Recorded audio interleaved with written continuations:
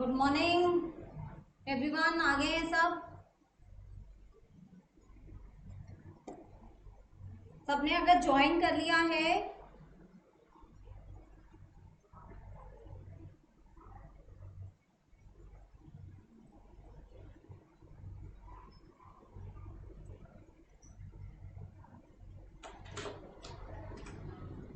मुझे एक बार अपने नेम्स लिख के भेज दो बच्चे, ऐसे मुझे पता नहीं चल रहा है कि किस किस ने ज्वाइन किया है।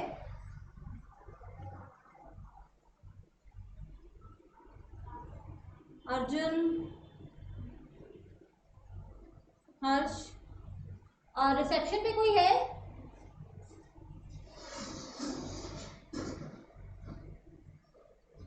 नेहा, ज्योति, संजू, आरुषि।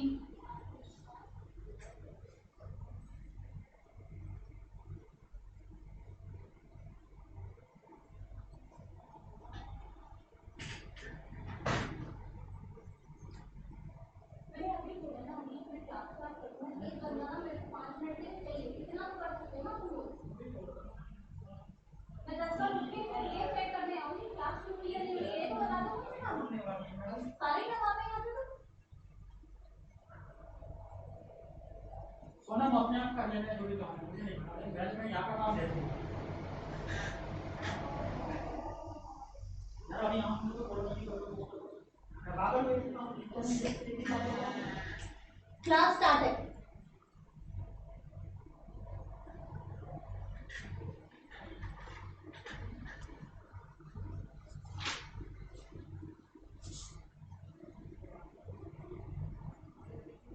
मुझे बाकी बच्चे भी मुझे फटाफट बता दो जिस जिसकी भी अटेंडेंस लग गई है।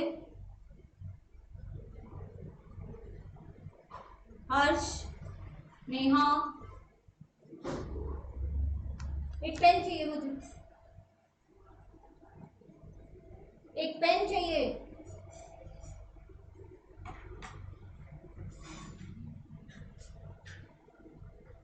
एक पेन चाहिए।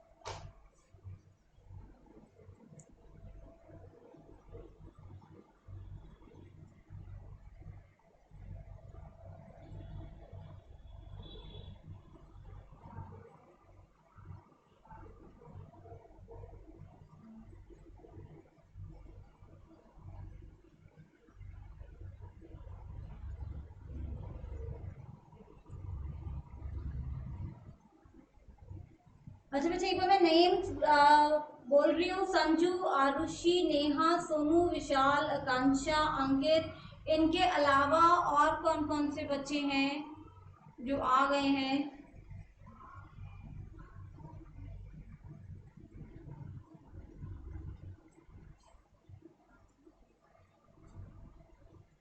अर्जुन, ओके।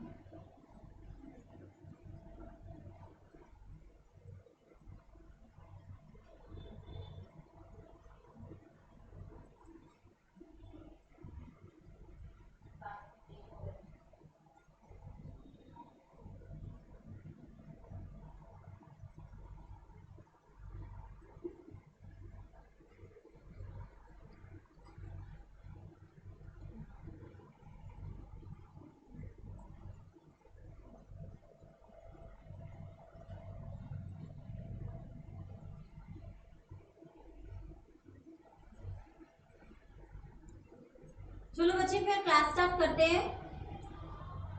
लास्ट क्लास में देखो हम लोगों ने सेक्शन 7 तक किया था, है ना? सेक्शन 7 ही आई थिंक, मैं भी एक बार देख लेती हूँ, बट आई थिंक सेक्शन 7 तक ही हमने किया था।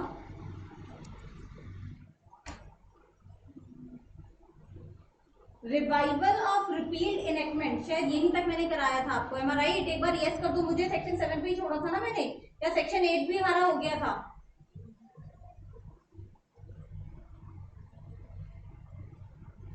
यस, एक बार मुझे बता दो लास्ट सेक्शन 7 तक हुआ था या सेक्शन 8 करा दिया था मैंने? सेक्शन 7 तक ही हुआ था। ओके, अच्छा घर पर आप लोगों ने बच्चे मुझे ये बताओ, पढ़ा था सेक्शन 5, 6, 7 की थ्योरी पढ़ी थी आपने स्टडी में से? यस और नो? फटाफट ये बता दो। अगर नहीं पढ़ी थी तो फिर मैं एक बार जो है यहाँ पे उसको स्टडी उठा के कुछ लाइंस जो है वो अंडरलाइन करा देती हूँ। हाँ जी, पढ़ी थी तो एक बार यहाँ पर भी देख लेते हैं दोबारा। अच्छा चलो ठीक है, एक बार मैं भी आपको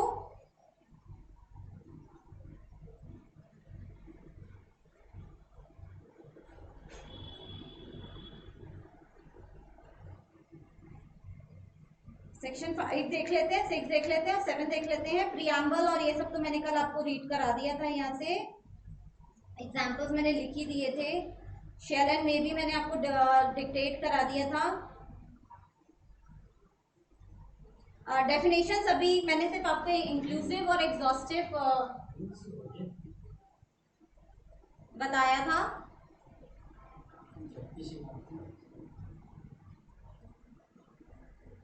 लाइन लगा दो।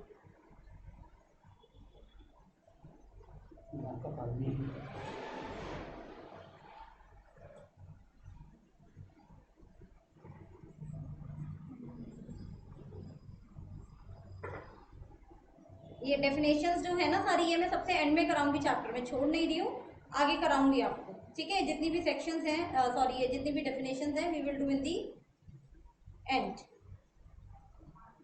अभी हम आ जाते हैं अपने सेक्शन 5। ये देखो सेक्शन 5 से देखो बच्चे एक बार आप कि हमने सेक्शन 5 में क्या पढ़ा था कि किसी भी ऑर्डिनेंस, सॉरी किसी भी एक्ट की जो डेट है वो क्या मानी जाएगी। उसमें मैंने तुम्हें क्या बताया था कि भाई या तो ऑफिशियल गैजेट में उसकी एक पर्टिकुलर डेट दी हुई है, अगर ऑफिशियल गैजेट में उसकी पर्टिकुलर डेट नहीं दी है तो प्रेसिडेंट, ठीक है ना? और अगर बिफोर कॉन्स्टिट्यूशन का कोई एक्ट है तो गवर्नर जनरल ने जिस दिन साइन किए होंगे, ठीक है? That was the date. तो एक बार सेक्शन 5 में देखो, coming into operation of enactment where any central act has not specifically mentioned a particular date to come in force। अगर कोई particular date mention नहीं है तो, अगर particular date mention है तो उसी में जाएगी। ये हमने लास्ट क्लास में पढ़ा था। तो उसमें क्या होगा, जिस दिन अगर कॉन्स्टिट्यूशन से पहले का एक्ट है तो जिस दिन गवर्नर जनरल ने अपनी कंसेंट दी है, साइन किया है, और अगर आफ्टर कॉन्स्टिट्यूशन है तो प्रेसिडेंट ने जिस दिन साइन किए हैं, ठीक है? That will be our date. जैसे इसमें एक एग्जाम्पल भी दिया है, मैंने एग्जाम्पल आपको वर्बली भी लास्ट क्लास में बता दिए थे। जैसे कि यहाँ पे भी देखो सेबी वाला एग्जाम्पल ले रही हूँ। सेबी ने की जो रेगुलेशंस आई थी वो सेबी ने नोटिफिकेशन उसकी दी थी 14 अगस्त 2015, वो अफेक्टिव होनी थी 1 जनवरी 2016। तो किस दिन से जो है वो अफेक्टिव होगा? फ्रॉम द डेट ऑफ 1 जनवरी 2016, क्योंकि इस दिन ये पर्टिकुलर डेट के साथ ऑफिशियल गैजेट में क्या हो गया है, पब्लिश हो गया, ठीक है? तो ये छोटा सा ही सेक्शन था, सेक्शन 5, ठीक है? तो इसकी मैंने थ्योरी भी आपको यहाँ रीड कर दिया। उन्होंने 2-3 एग्जांपल्स दिए हैं, मैंने वर्बली लास्ट क्लास में बता दिए थे। फिर सेक्शन 6 देखो, सेक्शन 6 मैंने तुम्हें रिपीट भी कराया था। वेयर एनी सेंट्रल लेजिस्लेशन और एनी रेगुलेशन इज रिपील। तो रिपील क्या क्या चीजें अफेक्ट नहीं करेगी, मैंने तुम्हें बताया था। किसी भी चीज को रिवाइव नहीं करेगी, जो हो गया सो हो गया। किसी भी प्रीवियस ऑपरेशंस उस रिपील्ड एक्ट में जो हुए होंगे उसको भी अफेक्ट नहीं करेगी। ना वो किसी राइट को, किसी प्रिविलेज को, ऑब्लिगेशन को या फिर लायबिलिटी को अफेक्ट करेगी, और ना ही वो किसी तरीके की पेनल्टी, फॉरफीचर और पनिशमेंट जो उस पुराने एक्ट में लग चुकी है उसको अफेक्ट करेगी, और ना ही किसी तरीके की इंक्वायरी, लिटिगेशन और रेमेडी को अफेक्ट करेगी। ये सारी चीजें मैंने तुम्हें लिखवाई भी थी, बट एक बार फिर भी यहाँ पर उसको मैंने आपकी स्टडी से क्या कर दिया है, रीड आउट कर दिया, ताकि आपको पढ़ते वक्त क्या हो, आसानी हो, ठीक है? फिर सेक्शन 6 के बाद हमने सेक्शन 6 से मैंने तुम्हें वर्बली बताया था, ऑल्दो हम इसे आगे जाके आज फर्दर सेक्शंस में जो है वो पढ़ने वाले हैं, बट सेक्शन 6 यही कहता है कि अगर कोई रिपील भी हो गया, ठीक है, लेकिन उसका रेफरेंस तो कहीं और जगह भी दिया होगा ना, जैसे इनकम टैक्स एक्ट में उन्होंने दिया होगा कि भाई ये चीज जो है कंपनीज एक्ट के अकॉर्डिंगली चलेगी, कंपनीज एक्ट 1956 के अकॉर्डिंगली, लेकिन कंपनीज 1956 रिपील हो गया तो क्या इनकम टैक्स एक्ट का वो प्रोविजन भी रिपील हो जाएगा? नहीं, ऑटोमेटिकली कंपनीज एक्ट 1956 की जगह क्या सब्स्टिट्यूट हो जाएगा, कंपनीज एक्ट 2013। ये आगे के सेक्शन में लिखा हुआ है, वहां पे मैं तुम्हें डिटेल में एग्जांपल के साथ कराऊंगी, तो इसीलिए मैंने सेक्शन 6A को कल बहुत ज्यादा इंपॉर्टेंस नहीं दी थी, ठीक है। फिर नेक्स्ट हमने कौन सा सेक्शन पढ़ा था, section 7 revival of repealed act. Section 7 में हमने क्या पढ़ा था कि क्या जो एक्ट रिपील हो गए हैं क्या वो ऑटोमेटिकली रिवाइव होंगे, हमने कहा था नहीं, वो अगर रिवाइव करने हैं तो स्पेसिफिकली गवर्नमेंट को नोटिफिकेशन देना पड़ेगा कि भैया हम पुराने एक्ट को क्या कर रहे हैं, पुराने एक्ट को रिवाइव कर रहे हैं। तो एक बार थ्योरी देख लो, if any regulation made after the commencement of this act it shall be necessary for the purpose of reviving, चाहे आपको पूरा रिवाइव करना है या आधा रिवाइव करना है, it must be express to state that person, आपको बोलना पड़ेगा कि भाई हम उसको दोबारा से रिवाइव कर रहे हैं, ऑटोमेटिकली रिवाइवल नहीं होगा। ये हमने किस में पढ़ा था, सेक्शन 7 में पढ़ा था, ठीक है। नेक्स्ट हमने क्या पढ़ा था, सेक्शन 7 तक हमने किया था, और आज हमें क्या पढ़ना है, हमें सेक्शन 8 से पढ़ना है, ठीक है। यहां तक पहले मुझे बताओ कहीं किसी को कुछ डाउट है। मैंने आपको बेसिक बताए थे, नीड्स एंड ऑब्जेक्टिव बताया था जीसीए का, फिर उसके बाद मैंने आपको प्रियम्बल बताई थी, उसके बाद मैंने शेल एंड मे बताया था, मैंने डेफिनेशंस बताई थी। सेक्शन 3 की डेफिनेशंस अभी मैंने नहीं कराई है, तो ये मत सोचना कि छुड़वा दिए, अभी एंड में करेंगे, ठीक है। फिर उसके बाद मैंने आपको सेक्शन 4 कराया था, 5 कराया था, 6 कराया था और 7 कराया था। यहाँ तक सबको क्लियर है, मैंने अभी थ्योरी के साथ इसको ब्रश अप भी कर दिया है। हाँ जी क्लियर है, तो एक बार यस यस यस कर दो फटाफट, तो फिर मैं सेक्शन 8 पे आती हूँ। हाँ जी सबको क्लियर है, आकांक्षा यस यस यस यस, ठीक है ठीक है ठीक है, एक छोटा सा यस टाइप करना है, कर दो, मुझे भी लगेगा हाँ चलो सेक्शन 7 तक तो तुम्हें समझ में आ गया, क्योंकि थोड़ा सा टेक्निकल है, इसलिए मैं तुम्हारी स्टडी में से रीड भी कर रही हूँ और तुम्हें अलग से समझा भी रही हूँ। चलो जी, अब आज हम शुरू करते हैं किससे, सेक्शन 8 से। सेक्शन 8 देखो क्या कहता है,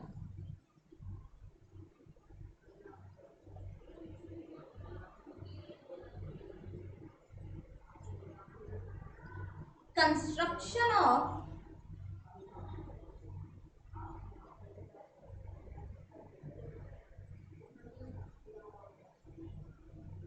references to repealed enactments।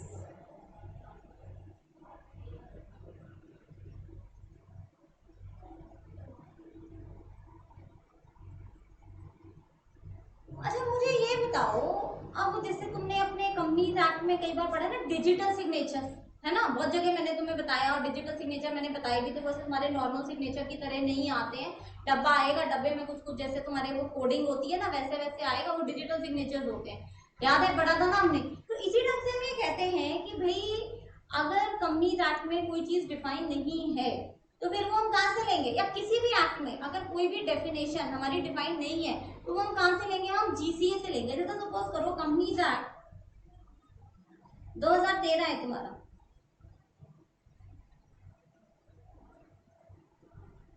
ठीक है, अब इसमें डेफिनेशन दी हुई है ऑफ सिक्योरिटीज,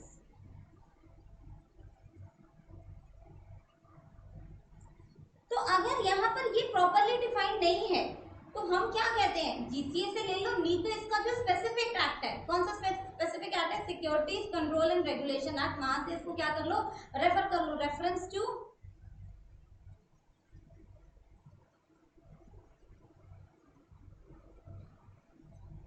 SCR। और अगर कहीं पर किसी एक्ट में कुछ ये लिखा है कि भाई, जैसे मैंने भी बताया कि इनकम टैक्स एक्ट में अगर कहीं पे ये लिखा हुआ है कि भाई ये चीज जो है ये कंपनीज एक्ट 1956 के अकॉर्डिंगली चलेगी, जो अभी सेक्शन 6A में मैं बात कर रही थी, ठीक है, उन्होंने क्या बोला है कि इनकम टैक्स का ये वाला प्रोविजन किसके अकॉर्डिंगली चलेगा, कंपनीज एक्ट 1956 के अकॉर्डिंगली चलेगा। लेकिन अब ये तो रिपील हो गया, तो क्या करूं, तो सेक्शन 6A और 8 क्या है, कनेक्टेड है, ठीक है, तो यहाँ पे अब ये रिपील हो गया तो क्या करूं, इस प्रोविजन को खत्म कर दूं क्या? नहीं, हम कहते हैं ऑटोमेटिकली पूरे इनकम टैक्स में जहां जहां कंपनीज एक्ट 1956 लिखा गया है वहां पे हम क्या रेफर कर लेंगे? Automatically companies act 2013। ये बात सबको समझ में आती है? यानी कि अगर एक एक्ट रिपील भी हो गया है तो इसका मतलब नहीं है कि वो बाकी एक्ट्स में उसकी जहां जहां भी रेफरेंस है तो वहां से उसकी रेफरेंस भी खत्म कर देंगे। नहीं, उसकी जगह ऑटोमेटिकली जो रिपीलिंग एक्ट होगा यानी कि जो नया एक्ट होगा वो ऑटोमेटिकली क्या हो जाएगा? सब्स्टिट्यूट हो जाएगा। हाँ जी, सेक्शन 8 सबको समझ में आता है? क्लियर है? एक बार इसको देख लेते हैं हम। सेक्शन 8 को देखो, where this act or central act or regulation made after the commencement of this act repeals and reenacts with or without modification any provision of a former enactment then references in any other enactment so repealed unless a different intention appears be construed as reference to the provision so reenacted। so reenacted यानी कि जो दोबारा से बनाया गया है हम मान लेंगे कि ये अब उसके हिसाब से चलेगा। हाँ जी, बात समझ में आ जाती है? तो ऐसा नहीं है कि कुछ रिपील हो गया तो उसके जहाँ जहाँ रेफरेंसेस है वो भी सारे रिपील हो गए, ऑटोमेटिकली सब्स्टिट्यूट हो जाएंगे। ठीक है जी, be constituted reference to the provision so reenacted. ठीक है जी, सेक्शन 8 समझ में आता है? छोटा सा ही पॉइंट है। हाँ, क्लियर है सबको? मुझे यस यस यस कर दो फटाफट। हाँ जी, सारे बच्चे, चलो जी ठीक है। तो सेक्शन 8 जो है क्लियर है। सेक्शन 9 पर आते हैं हम। ठीक है, हम सेक्शन वाइज इसको पढ़ेंगे सारा। सेक्शन 9 देखो,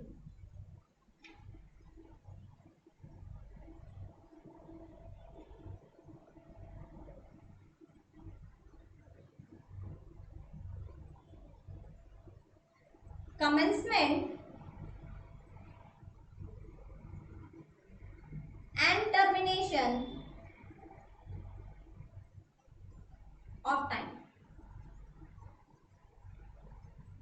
ये बड़ा कॉमन सा सेक्शन है, तुमने बहुत बार अप्लाई किया है। अच्छा, जैसे हम कहते हैं कि भी अगर हमें डिविडेंड डिक्लेयर करते हैं तो 30 दिन के अंदर अंदर, जिस दिन हमने डिविडेंड डिक्लेयर किया, कंपनीज एक्ट की बात कर रही हूँ क्योंकि वो हमें आता है, हमने पढ़ा हुआ है, तो जनरली सारे एग्जाम्पल्स वहीं से ले रही हूँ। तो कंपनीज एक्ट क्या कहते हैं कि जिस दिन आपने डिविडेंड डिक्लेयर किया उसके 30 दिन के अंदर अंदर आपको वो डिविडेंड बांटना है। ठीक है, अब 30 दिन में कैलकुलेट कैसे करें? जैसे सपोज करो अगर मैंने डिक्लेरेशन ऑफ डिविडेंड दिया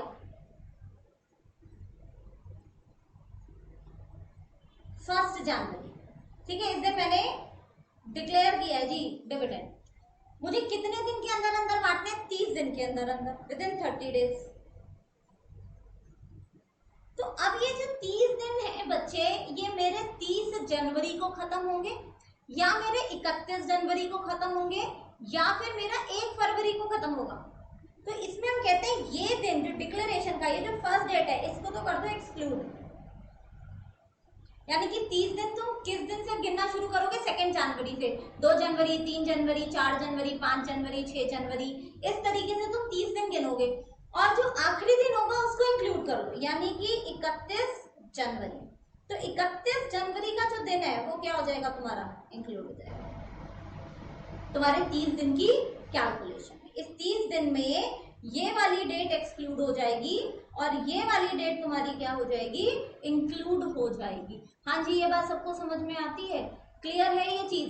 तो यानी कि यहाँ पर हमें कह रहे हैं आप कहीं पर भी, ये तो मैं एक एग्जांपल दे दूं, खाली डिविडेंड की बात नहीं कर रही हूँ, तो किसी भी एक्ट में जहां पर कुछ स्पेसिफिकली अलग मेंशन नहीं है वहां पर अगर हमें नंबर ऑफ डेज कैलकुलेट करने हैं तो हम क्या करेंगे?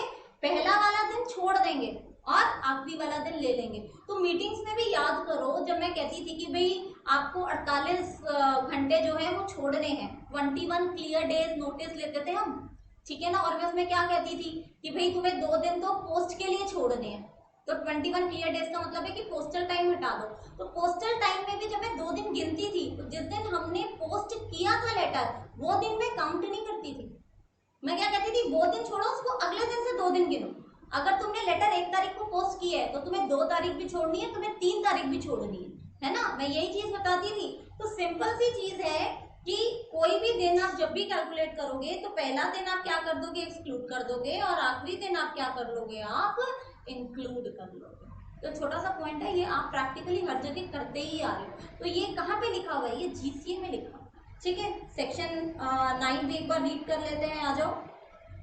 देखो, in any legislation or regulation it shall be sufficient for the purpose of excluding the first in a series of days, ठीक है। यानी कि हम लिखते हैं ना फ्रॉम से कि भाई इस दिन से, तो उस फ्रॉम में हमें पहला दिन क्या करना है, छोड़ना है, and including the last in a series of days, और लास्ट दिन हमें क्या करना है, हमें इसमें इंक्लूड करना है। देखो सेम एग्जांपल जो मैंने दिया है ये तुम्हारी स्टडी में भी इन्होंने दिया हुआ है कि सपोज करो a company declares dividend in its annual general meeting on 30/9/2016। तो under the provisions of the companies act आपको कितने दिन मिलेंगे, 30 डेज मिलेंगे उसको पे करने के लिए। तो यानी कि हम ये 30 डेज किस दिन से काउंट करेंगे, 1 तारीख से लेकर 30 तारीख तक। और इस 30 डेज में ये जो 30 तारीख है ये हम क्या कर देंगे, ये हम एक्सक्लूड कर देंगे, और जो 30/10 है वो हम क्या कर लेंगे, वो हम इंक्लूड कर लेंगे, ठीक है। तो यानी कि जो पहला दिन था उसको, ये ब्लिंक क्यों हो रहा है,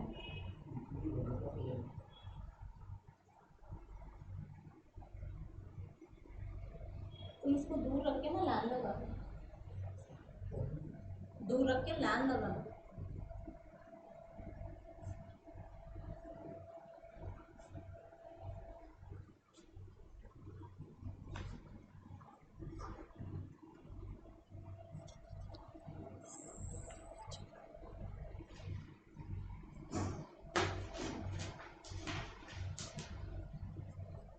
मुझे 1 मिनट शायद ब्लिंक कर रहा है, तो वी आर जस्ट सीइंग कि क्या इशू आ रहा है। 2 मिनट दो, आई थिंक स्क्रीन ब्लिंक कर रही है, आपके सबके यहाँ कर रही है ना ब्लिंक।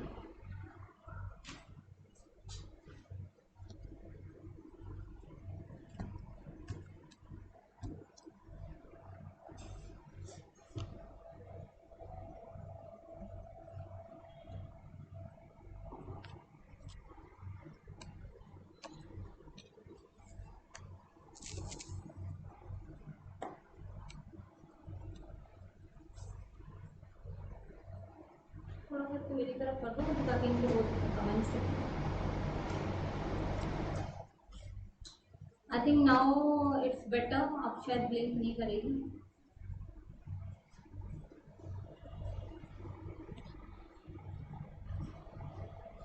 चलो जी, तो आगे चलते हैं। तो ये समझ में आ गया कि जब भी कोई भी नंबर ऑफ डेज हम कैलकुलेट करेंगे तो हम क्या करेंगे, हम पहला दिन छोड़ देंगे और हम उसका आखिरी दिन जो है उसमें क्या कर लेंगे, हम काउंट कर लेंगे। This is your section 9। हाँ जी, फटाफट फटाफट यस कर दो मुझे, तो मैं आगे बढ़ूं सेक्शन 10 पे। चलो जी फटाफट यस करो, यस करो।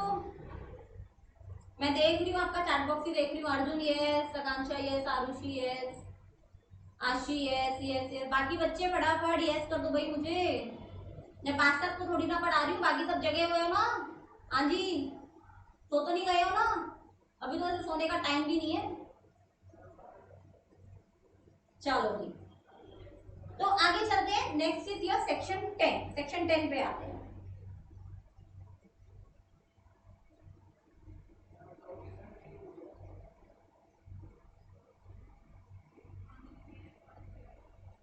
Section 10, section 10 is computation of time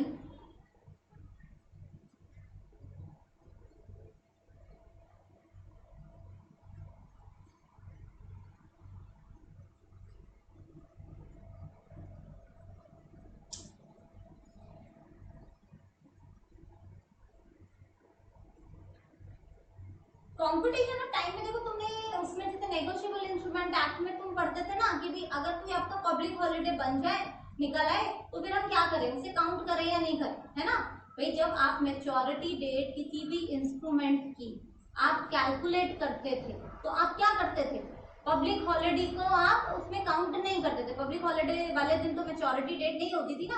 तो यहाँ पर भी हम कहते हैं, सपोज करो आपका कोई केस चल रहा है, ठीक है, या आपको एक डेट दी गई है कि भाई आपको 30 दिन से पहले पहले ही आपको ये एप्लीकेशन फाइल करनी है या आपको ये अपील फाइल करनी है, और वो जो 30वां दिन है वो पब्लिक हॉलीडे वाले दिन पड़ रहा है, यानी कि 26 जनवरी को पड़ रहा है या 15 अगस्त को पड़ रहा है, वो आपका 30वां दिन, ठीक है। तो अब मैं क्या करूं, उस पब्लिक हॉलीडे को भी उस 30 दिन में गिन लूं या उस पब्लिक हॉलीडे को उसमें से निकाल दूं?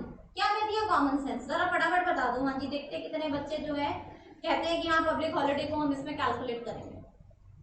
बताओ जरा, कितने बच्चे कहते हैं यस वी कैलकुलेट? यस और नो अपना जरा कमेंट, एक्सपर्ट कमेंट जो है जरा मुझे दे दो फटाफट। हाँ जी, public holiday competition of time में, डेज में गिना जाएगा या नहीं गिना जाएगा?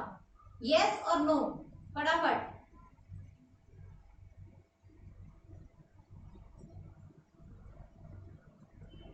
छोटा सा पॉइंट है, फटाफट मुझे मैसेज करो, चैट करो फटाफट। No no no no no no no no no. हाँ जी, तो नो बड़ी सिंपल सी बात है, नहीं होगा। अगर तुम्हारी सपोज करो कोई एप्लीकेशन फाइल करने का 30वां दिन तुम्हारा 15 अगस्त को पड़ रहा है, तो ऑब्वियसली आपका वो टाइम 16 अगस्त तक क्या हो जाएगा, एक्सटेंड हो जाएगा। उसमें आपको कोई एप्लीकेशन नहीं देनी पड़ेगी, आपको कोई टाइम डिमांड नहीं करना पड़ेगा कि मुझे एक दिन एक्स्ट्रा दे दो माई बाप, मेरा हुआ नहीं, 15 अगस्त पड़ गया। तो नहीं जी, automatically date will be extended to 16। या फिर अगर आपकी हियरिंग सपोज करो 25वें दिन थी और वो 25वां दिन पब्लिक हॉलीडे पड़ रहा है, तो ऑटोमेटिकली आपका जो हियरिंग का दिन है वो अगले दिन हो जाएगा। जैसे सपोज करो if hearing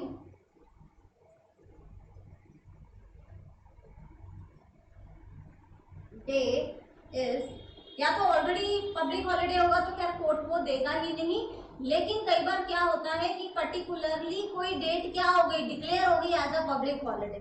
if hearing date is 15 July, ये मैं ऐसे अपने मन से ले रही हूँ कोई भी डेट अभी, ठीक है। और गवर्नमेंट ने 15 जुलाई को क्या डिक्लेयर कर दिया, पब्लिक हॉलीडे डिक्लेयर कर दिया।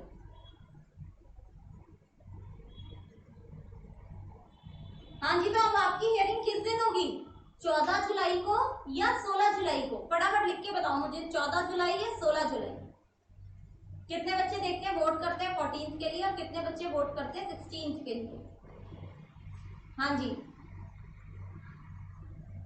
16, संजू का आंसर आया 16, नेहा 16, हाँ जी सोनू 16, राशि 16, तकांक्षा 16, विशाल 16, सबने 16 बोला, वेरी गुड। आरुषि 16, हाँ जी। अरे बाकी बच्चे भी आंसर दे दो भाई, तुम्हें मैसेज करने के पैसे नहीं लगेंगे, चिंता मत करो, सारे बच्चे आंसर करो। सबने 16 बोला है मुझे, यानी कि बात समझ में आ गई कि यानी कि अब हियरिंग मेरी 14 जुलाई को भी नहीं होगी, 15 जुलाई को भी नहीं होगी, मेरी हियरिंग किस दिन होगी, हियरिंग ऑन 16 जुलाई, ठीक है। तो यानी कि पब्लिक हॉलीडे का जो भी नेक्स्ट डे होगा उस दिन हमारी प्रोसीडिंग्स, हमारा काम, हमारा जो कुछ भी हमने करना था वो उस दिन के लिए वैलिड माना जाएगा। एक बार इसको फिर से हम देख लेते हैं, सेक्शन 10 computation of time देखो, where by any legislation or regulation any act of proceeding is directed or allowed to be done or taken in the court or office on a certain day or within a prescribed time, और उस दिन वो court और office क्या हो जाता है, अगर क्लोज्ड है ड्यू टू पब्लिक हॉलीडे या गवर्नमेंट ने कुछ डिक्लेयर कर दिया उस दिन की वो बंद रहेगा जो भी है, तो हम क्या करेंगे, taken on the next day afterward on which the court और ऑफिस इज ओपन। हाँ जी, बात समझ में आ गई। तो जिस दिन आपका लास्ट डे था अगर वो पब्लिक हॉलीडे पड़ जाता है या डिक्लेयर हो जाता है तो ऑटोमेटिकली नेक्स्ट डे पे वो आपको लीवरेज मिल जाए, ठीक है जी, बात समझ में आ गई। चलो यहाँ पे इन्होंने देखो एक केस भी दिया है के सुसला राथमन वर्सेस इंजीनियरिंग एनएचसी तिरुनेलवेली। इसमें इन्होंने क्या बोला है, देखो last date of the prescribed period was subsequent, subsequent यानी कि अगली तारीख, ठीक है, जो भी प्रिस्क्राइब्ड है उसकी अगली तारीख to the date of notification declare to be holiday on the basis of principles laid down in this section, the last date of prescribed period for obtaining the tender schedules was extended to the next working day. Next working day पे वो automatically क्या हो जाएगी, postpone हो जाएगी।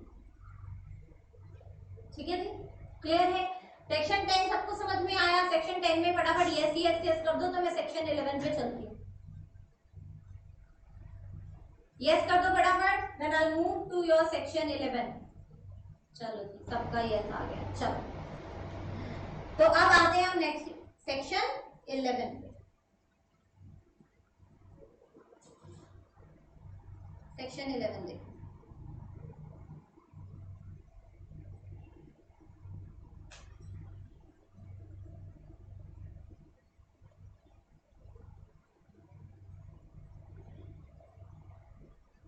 Measurement of distance.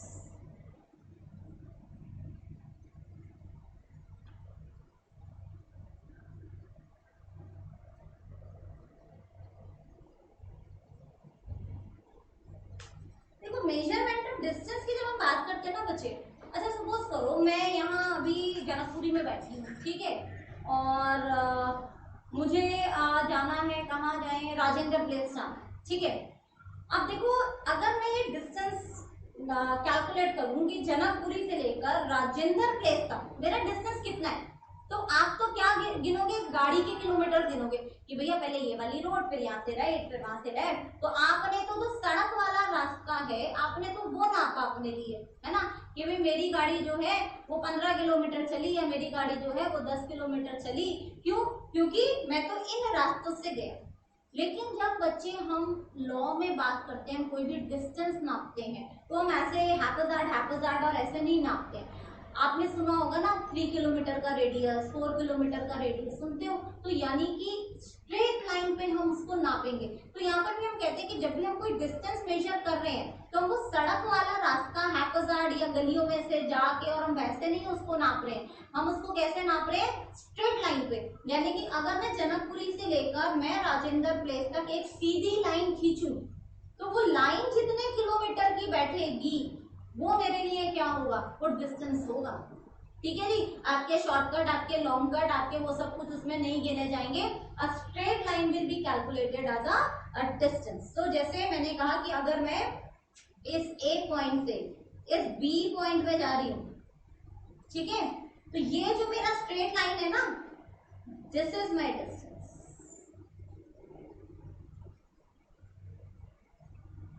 ये ऐसे ऐसे ऐसे ऐसे करके क्यों ना हो सड़क से रास्ता, ये हम नहीं कैलकुलेट करेंगे। तो डिस्टेंस हमेशा कैसे नापा जाएगा, ऑन अ स्ट्रेट लाइन। तो एक बार इसको रीड कर लेते हैं सेक्शन 11 को। देखो, in the measurement of any distance for the purpose of any central act और रेगुलेशन। अच्छा यहाँ पे चलो सेंट्रल एक्ट वर्ड बार बार आता है तो मैं तुम्हें ये भी बता देती हूँ, सेंट्रल एक्ट में यहाँ पे स्टेट गवर्नमेंट के एक्ट भी इंक्लूडेड है। अभी हम सेंट्रल एक्ट की जब डेफिनेशन पढ़ेंगे ना तो उसमें पढ़ेंगे कि स्टेट गवर्नमेंट भी इंक्लूडेड है। तो तुम ये मत समझना खाली केंद्रीय है कानून, ठीक है। चलो, तो सेंट्रल एक्ट और regulation made as per the commencement of this act that distance shall unless a different intention appears be measured in a straight line on a horizontal plane. ठीक है जी, this is very important. Horizontal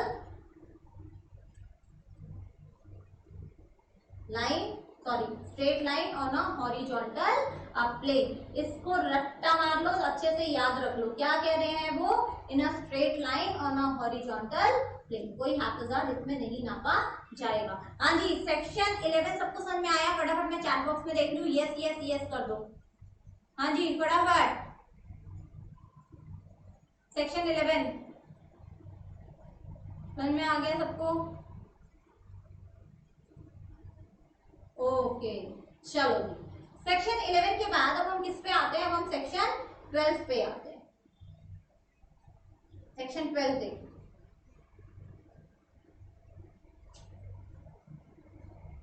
duty to be taken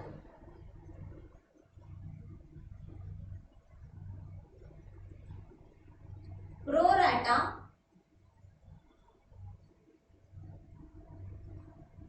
in enact.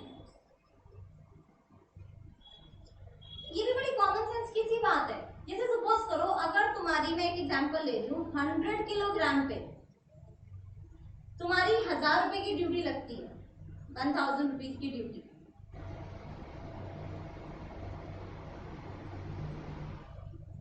तो 150 kilo पे कितने की duty लगेगी? हमने pro data लगाओ, आंसर कर दो जरा फटाफट। अगर 100 किलो पे 1000 रुपए की ड्यूटी है तो 150 किलो पे कितने की ड्यूटी होगी, इतना बता दो। हाँ जी, सिंपल मैथमेटिकल कैलकुलेशन है ये, तुम ऑटोमेटिकली हर जगह अप्लाई करते आए हो, ऐसी बात नहीं है। यहाँ पे बस वो चीज जो है आप लीगली पढ़ रहे हो कि हाँ ऐसा होगा, ये लिखा है लॉ में। हाँ जी, आंसर आया मेरे पास, हर्ष का, विशाल का, नेहा, सोनू, अर्जुन। हाँ जी, आंसर आ रहे मेरे पास, आरुषि। 1500 रुपए, देखो सबने 1500 दिया, मैंने तो बताया भी नहीं है ना, तब भी आपने 1500 कैलकुलेट कर दिया। तो ये लॉ में लिखा है कि भैया प्रो राटा पे ही क्या होगी कैलकुलेशन होगी, 100 पे 1000 है तो 1500 पे कितना हो जाएगा, 1500। ना पता है ना ये कैसे निकाला आपने, 1000 डिवाइडेड बाय 100 इंटू 150, तो कितना आ गया तुम्हारा, 1500। ऐसे ही निकालते हो ना, यही सिंपल कैलकुलेशन करते हो, है ना। तो यानी कि इस ढंग से ही क्या होंगी, ड्यूटीज कैलकुलेट होंगी। तो एक बार सेक्शन 12 भी हम देख लेते हैं। सेक्शन 12 देखो, whereby any enactment now in force or hereafter to be in force any duty of customs or excise or in the nature of thereof, किसी भी तरीके की ड्यूटी हो, चाहे वो कस्टम की हो, एक्साइज हो, या उन्हीं की तरह कोई और ड्यूटी हो, is leviable on any given quantity by weight, measure or value of any goods or merchandise leviable according to the same rate on any greater or less quantity। ठीक है, तो यानी कि उसी बेसिस पर कम क्वांटिटी पे, अगर अभी जैसे 100 किलो पे मैंने कहा 1000 है, तो इसी ढंग से आप क्या कर सकते हो, 50 किलो पे भी लगा सकते हो, 50 किलो पे ड्यूटी आपकी आधी हो जाएगी, ठीक है ना, 750 रुपये हो जाएगी। तो यानी कि इस ढंग से आप क्या करो, आप इसको प्रो राटा जो है वो निकाल दो। ठीक है, तो ये बात समझ में आई। हाँ जी, सेक्शन 11 सबको क्लियर है, छोटा सा सेक्शन है। Yes, section 11 is it clear to everybody?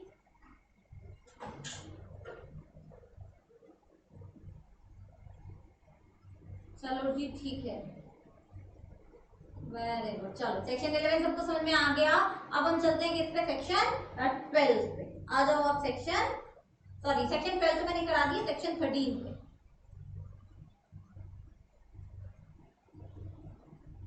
Section 13 देखो, जेंडर एंड नंबर। ये तो बच्चे मैंने आपको स्टार्टिंग में भी बताया कि मैंने बताया था ना कि भाई डायरेक्टर हैं, आधे मेल है आधे फीमेल है, पुलिस आई पकड़ने, तो जो मेल्स हैं उनको तो ले गई, मेल को तो ले गई पकड़ के, जब फीमेल को पकड़ने लगी तो फीमेल ने बोला सर देखो एक्ट में लिखा है ही इज रिस्पॉन्सिबल, हम क्या हमको ही नजर आते हैं, हम तो शी है, तो क्या हमको नहीं पकड़ेंगे, पकड़ेंगे। तो हम ये कहते हैं कि ही इंक्लूड्स शी, जेंडर में अगर जहां कहीं भी ही लिखा है तो वो जेंडर यानी कि मेल फीमेल और ट्रांसजेंडर भी उसमें क्या है, उसमें ऑटोमेटिकली इंक्लूडेड है, अनलेस एंड अनटिल स्पेसिफिकली किसी एक्ट में वो एक्सक्लूडेड ना। ठीक है, तो जनरल एक्ट में तो हर जगह ही जहां पे भी लिखा है वहां पे सारे लोग उसमें क्या है, इंक्लूडेड है। ठीक है, तो इसमें तो इतनी सी ही चीज थी, he includes she, singular includes plural and vice versa.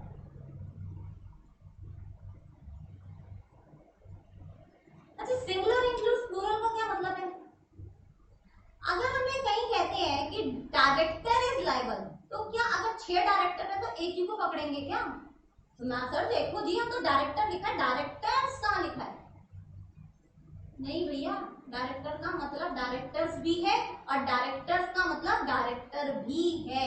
Singular includes plural and plural includes singular, जहां पर जैसी सिचुएशन है। तो इसमें कोई ये आप इस ग्राउंड में कोई दलील नहीं दे सकते कोर्ट में, सर जी देखो एक ही डायरेक्टर को पकड़ सकते हैं क्योंकि डायरेक्टर लिखा है, डायरेक्टर्स नहीं लिखे, या फिर डायरेक्टर्स निकले हैं, डायरेक्टर्स लिखे हुए मैं तो एक अकेला ही हूँ, मुझे भी छोड़ दो, आप सिंगुलर को नहीं पकड़ सकते। नहीं, singular includes plural and plural includes singular. तो फटाफट एक बार इसको भी हम रीड कर लेते हैं। सेक्शन 13 को देखो, in all legislations and regulations, unless, ये वर्ड बड़ा इंपॉर्टेंट है, unless there is anything repugnant in the subject. हाँ, कहीं पर स्पेसिफिकली लिखा है कि भैया इसमें प्लूरल इंक्लूड नहीं है, या इसमें सिंगुलर इंक्लूड नहीं है, या इसमें शी इंक्लूड नहीं है, या इसमें ही इंक्लूड नहीं है, तो उस केस में हम जरूर कहते हैं। अब जैसे डाउरी की आप सेक्शन से, वो सारे कैसे डाउरी के सेक्शन है, वो फीमेल ओरिएंटेड, ठीक है ना। तो ऑब्वियसली अगर वहां पे शी लिखा हुआ है तो फिर वहां पे ही इंक्लूडेड नहीं है, ठीक है। तो इस तरीके से हम ये कहते हैं, या वहां पे अगर फीमेल की बात की गई है तो वहां पे मेल इंक्लूड नहीं होगा, क्योंकि वो उसी चीज के लिए बनाए गए हैं। तो यहाँ पर अगर सेक्शन खुद ही कहते हैं कि भाई ये सिर्फ और सिर्फ इसी जेंडर पे एप्लीकेबल है, ठीक है, तब तो वो उसी जेंडर पे एप्लीकेबल होगा। लेकिन अगर कोई स्पेसिफिक एक्ट वैसा नहीं कहता है तो फिर वो ही, शी, सिंगुलर, प्लूरल सब पे क्या है, एप्लीकेबल है, ठीक है। तो word importing the masculine gender shall be taken to include females, and words in singular shall include the plural and by the words।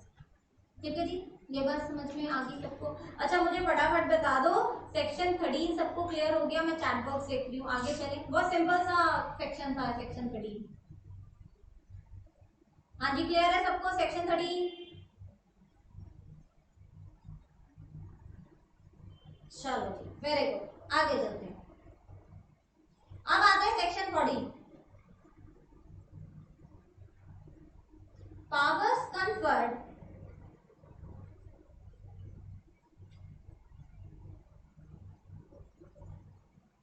to be exercisable from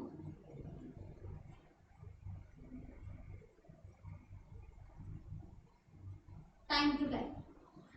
अब देखो, यहाँ पर हम ये कहते हैं कि जो पावर आपको एक बार दे दी गई ना, उसकी जब जब जरूरत है आप उसको अपने आप एग्जीक्यूट कर लो। जैसे थोड़ा सा एग्जाम्पल लेते हैं, तुम्हें नोट्स चाहिए, एग्जाम पास आ रहे हैं, तुमने कहा यार मैंने लॉ के तो नोट्स बनाए ही नहीं, और इंग्लिश भी मेरी इतनी स्ट्रांग नहीं है कि मैं सारा सब कुछ जो है अपने आप ही जाके पेपर में लिखा हूँ, मुझे तो थोड़ा सा राइटिंग की प्रैक्टिस करनी पड़ेगी और उसके लिए नोट्स चाहिए होंगे। बनाने तुम्हें चाहिए थे अपने नोट्स, लेकिन तुमने नहीं बनाए, ठीक है।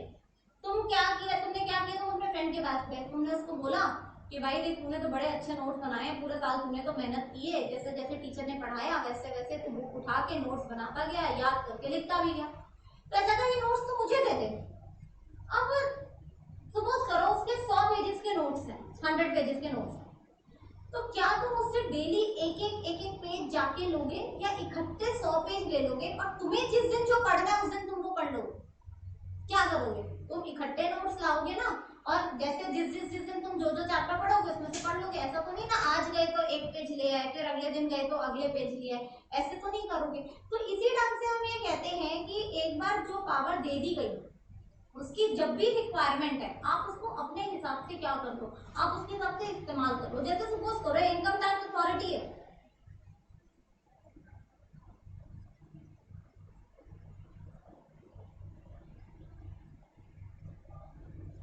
ठीक है, अब इसको रेड करने की पावर दी गई है। तो अब ऐसा नहीं है कि अगर आज इसे ए के घर में रेड करनी है तो फिर अलग से जो है पावर लेनी पड़ेगी किसी के पास जाके, बी के घर में रेड करनी है तो अलग से दे दी गई, ठीक है ना। तो यहाँ पर उनको रेड करने की पावर दे दी गई है, जब भी इनको कहीं पर कुछ भी सस्पिशियस लगेगा कि उस पावर के तहत व्हेनेवर रिक्वायर्ड, ये उसमें क्या कर लेंगे, जाके रेड कर लेंगे। यानी कि इन्हें एक बार पावर दे दी गई, और जब जब इस पावर को एग्जीक्यूट करने का या इसको इम्प्लीमेंट करने की रिक्वायरमेंट इनकम टैक्स अथॉरिटी को लगेगी तो वो इसको इम्प्लाई कर लेगी, वो सॉरी इसको अप्लाई कर लेगी। हाँ जी, ये बात समझ में आती है। यानी कि पावर एक बार दे दी गई और उस पावर की आपको जब जब भी जरूरत पड़ रही है आप उसको अपने हिसाब से क्या करते जाओ, यूज करते जाओ। आपको हर छोटी छोटी चीज के लिए बार बार पावर लेने की जरूरत नहीं है। जैसे तुम फ्रेंड के पास गए, तुमने सारे नोट जो है तुम ले आए, और अब तुम्हें जिस जिस दिन जो भी चैप्टर पढ़ना है अपने अकॉर्डिंगली वो तो कर लेंगे, ठीक है। दिस इज सेक्शन 14, यानी कि पावर एक बार दे दी गई कि हाँ आप इस पावर को एक्सरसाइज कर सकते हो, फिर जब भी आपकी रिक्वायरमेंट है आप उस पावर को क्या कर लो, एक्सरसाइज कर लो। हाँ जी, ये पॉइंट सबको समझ में आता है, क्लियर है? तो एक बार रीड कर लेते हैं सेक्शन 14 भी हम। अब सेक्शन 14 में ये भी याद रखना, ये पावर जो है, पावर एंड फंक्शनरी स्टार्ट हो गया। मतलब कि अब जो लोग अथॉरिटी में बैठे हैं, जो लोग पावर्स को एग्जीक्यूट कर रहे हैं, अब ये सेक्शंस उनके बारे में है कि वो अपनी पावर्स कैसे एग्जीक्यूट करेंगे, वो अपनी पावर्स का कैसे इम्प्लीमेंटेशन करेंगे, उन्हें पावर्स कैसे मिलेंगी, उनके सबऑर्डिनेट्स कैसे काम करेंगे, उनके सुपीरियर्स कैसे काम करेंगे। अब सेक्शन 14 से वो सारी चीजें आपकी क्या हो गई है, स्टार्ट हो गई। तो सेक्शन 14 देखो, then unless a different intention appears, that power may be exercised from time to time as occasion requires. ये बड़ा इंपॉर्टेंट एक इसमें वर्ड है, may be exercised from time to time as occasion requires. ये मैंने बताया ना, तुम नोट्स ले, तुम्हें जब जब जरूरत होगी तुम उसके हिसाब से उसे पढ़ लोगे। तो इनकम टैक्स अथॉरिटी को जब जब जरूरत होगी वो रेड कर लेगी। तो may be exercise from time to time as occasion requires. Next देखो,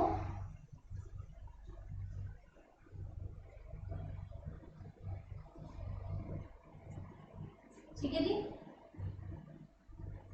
तो ये आपका कौन सा हो गया, ये आपका सेक्शन 14 हो गया। ठीक है, सेक्शन 14 सबको समझ में आ गया? फटाफट यस कर दो मुझे। सेक्शन 14, हाँ जी।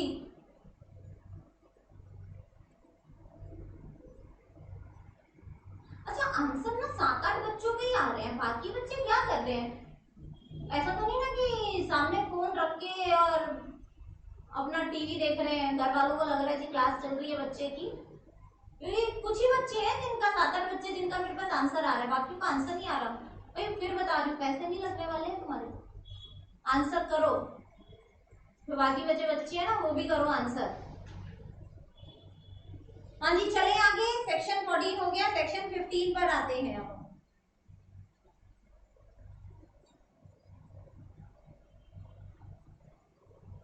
सेक्शन 15 देखो,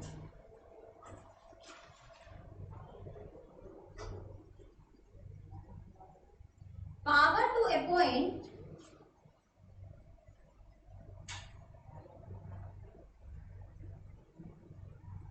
to include power to appoint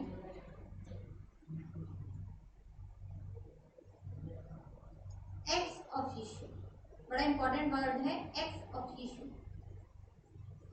ठीक है। अब इसमें एक एग्जांपल लो, जैसे सपोज करो मैं एक कंपनी की मैनेजर हूँ, ये मैं जस्ट में समझाने के लिए ले रही हूँ, ठीक है। तो दोस्तों मैं एक कंपनी की मैनेजर हूँ, ठीक है। अब मुझे 1 महीने के लिए बाहर जाना है। अब मुझे पता है कि यार मैं अपनी पावर्स तो मतलब किसी को दूं ना, मतलब अपनी जगह किसी को बिठा के तो जाऊं, वरना काम कैसे चलेगा? 1 महीने, 1 दिन या 2 दिन की बात तो है नहीं, मुझे हो सकता है 2 महीना भी लग जाए, अभी तो 1 महीने का ही प्लान है। अब मेरे पास 2 ऑप्शन है, या तो मैं एक ऐसे बंदे को अपनी सीट पे बिठा के जाऊं जो भाई क्वालिफाइड हो, ठीक है, और बिल्कुल मेरे सेम लेवल का हो, या फिर मैं किसी एक ऐसे बंदे को भी बिठा सकती हूँ जो मुझे पता है कि यार ये बहुत एक्सपीरियंस है, ये रिस्पॉन्सिबल है, और ये जो है ये मेरी जगह काम संभाल ले, ठीक है। अब ये जो सेकंड कैटेगरी का बंदा है जो उतना क्वालिफाइड तो नहीं है, लेकिन क्योंकि मैं उस पर ट्रस्ट करती हूँ, ठीक है, और मुझे पता है कि वो एक्सपीरियंस है उस फील्ड में, और मुझे पता है कि वो उस रिस्पॉन्सिबिलिटी को ले लेगा, तो मैं उसे अपनी जगह अपॉइंट कर दी। तो यानी कि क्या हुआ, एक्स ऑफिशियो। बात समझ में आई? या फिर मैं नहीं भी गई, मुझे एक पैरेलल किसी वैकेंसी पे किसी को अपॉइंट करना है, ठीक है। मेरे पास 2 ऑप्शन है कि मैं क्वालिफाइड बंदे को वहां बिठाऊं, या फिर मैं किसी एक्सपीरियंस बंदे को, वो उतना क्वालिफाइड तो नहीं है लेकिन मुझे पता है काम संभाल लेगा, तो मैं उसको अगर अपॉइंट कर रही हूँ तो यानी कि मैं फिर से क्या अपॉइंट कर रही हूँ, मैं एक्स ऑफिशियो अपॉइंट कर रही हूँ। मुझे सपोज करो तुम्हारी मम्मी है, घर से बाहर जा रही है 1 महीने के लिए, ठीक है, उन्हें कहीं बाहर जाना है अपने ऑफिस के किसी काम से, और उन्हें पता है कि भाई घर की देखभाल जो है, तुम घर में सारे भाई बहनों में सबसे बड़े हो, तो उन्होंने क्या बोला कि भाई तुम जो है ना, तुम घर की देखभाल करो, तो तुम क्या हो गए, एक्स ऑफिशियो। क्योंकि मम्मी के पास दूसरा ऑप्शन क्या था, वो किसी क्वालिफाइड पर्सन को हायर करती हूँ, किसी प्रोफेशनल केयर टेकर को या होम मेकर को वो क्या करती, वो अपॉइंट करती। लेकिन उन्होंने उसको अपॉइंट नहीं किया, उन्होंने किसको अपॉइंट किया, तुम्हें अपॉइंट किया, क्योंकि उन्हें लगा कि तुम ज्यादा एक्सपीरियंस्ड हो। तो यानी कि तुम क्या हो गए, एक्स ऑफिशियो हो गए। तो हम ये कहते हैं अगर मेरे पास पावर है कि मैं क्वालिफाइड बंदे को भी अपॉइंट कर सकती हूँ, तो मेरे पास ये पावर भी है कि मैं क्वालिफाइड बंदे को छोड़कर मैं एक ऐसे बंदे को, ऐसे एक्सपीरियंस बंदे को क्वालिफाई करूं जो कि मुझे लगता है कि काम बहुत अच्छे तरीके से संभाल लेगा। उसके लिए मुझे क्लैरिफिकेशन देने की जरूरत नहीं है कि भाई आपने इसको क्यों चुना, इसको क्यों नहीं चुना, ठीक है, क्योंकि आई एम दी बेस्ट। मुझे पता है कि काम कौन अच्छे ढंग से संभाल सकता है। जैसे तुम्हारी मम्मी को पता है कि काम कौन अच्छे से संभाल सकता है। जो बाहर का बंदा आएगा चाहे वो क्वालिफाइड है, लेकिन मम्मी को क्या लगता है तुम ज्यादा रिस्पॉन्सिबल हो, तुम घर को ज्यादा अच्छे ढंग से समझते हो, तो इसलिए तुम्हें क्या करके जाए, अपॉइंट करके। तो तुम्हारी मम्मी के पास वो पावर है, ठीक है। तो ये कोई कह नहीं सकता उनको कि क्यों भाई आपने एक प्रोफेशनल केयर टेकर क्यों नहीं अपॉइंट किया, आपने अपने बेटे को क्यों अपॉइंट कर दिया या बेटी को क्यों अपॉइंट कर दिया, नोबडी कैन क्वेश्चन, ठीक है। हाँ जी, ये बात सबको समझ में आती है। एक बार इसको रीड कर लेते हैं। मैं चलो एक बार तुम्हें तुम्हारे कंपनी एक्ट का भी एक एग्जांपल दे देती हूँ, ये तो सिर्फ समझाने के लिए था। जैसे सपोज करो एक कंपनी है, ठीक है, बोर्ड मीटिंग के चेयरमैन साहब हैं,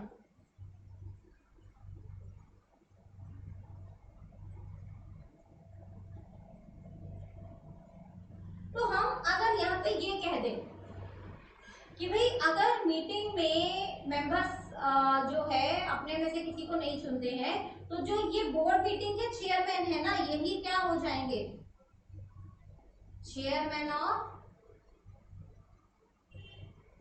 जनरल मीटिंग भी हो जाएंगे। तो ये ऑटोमेटिक हो गया या नहीं हो गया, देखो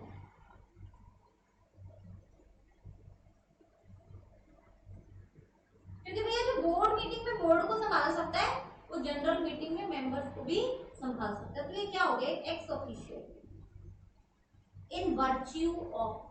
जब हम एक्स ऑफिशियो की बात करते हैं तो हम करते हैं इन वर्च्यू ऑफ, ठीक है जी। ये बात समझ में आ रही है, एक बार इसको रीड भी कर लेते हैं, चलो फटाफट देखो। Power to appoint to include power to appoint ex officio, whereby any legislation or regulation a power to appoint any person to fill any office is conferred, then unless it is otherwise expressly may be made either by name or by virtue of ठीक है जी। ex officio is a Latin word which means by virtue of one's position or office, यानी कि आपको directly appoint कर दिया गया on the basis of your experience, या फिर आप ऑलरेडी कोई ऐसी पोजीशन होल्ड कर रहे थे कि हमें लग रहा था कि आप ये वाली पोजीशन भी बहुत अच्छे से होल्ड कर लोगे। तो provision under this section state that where there is a power to appoint the appointment may be made by appointing ex officio as ठीक है। इसमें ये वर्ड बड़ा इंपॉर्टेंट है आपका, by virtue of one's position और ये क्रक्स है इसका, क्योंकि आप एक्सपीरियंस हो, क्योंकि आप कोई ऑलरेडी एक पोजीशन होल्ड कर रहे हो, इसलिए आपको दूसरी पोजीशन दे दी गई, ठीक है ठीक। हाँ जी, सबको सेक्शन 15 समझ में आया, यस यस यस कर दो।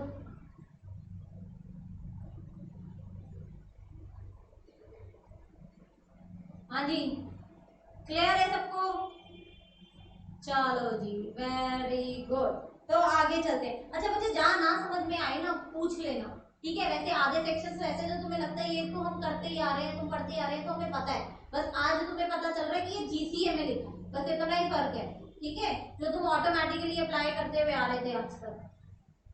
चलो नेक्स्ट आते हैं सेक्शन 16।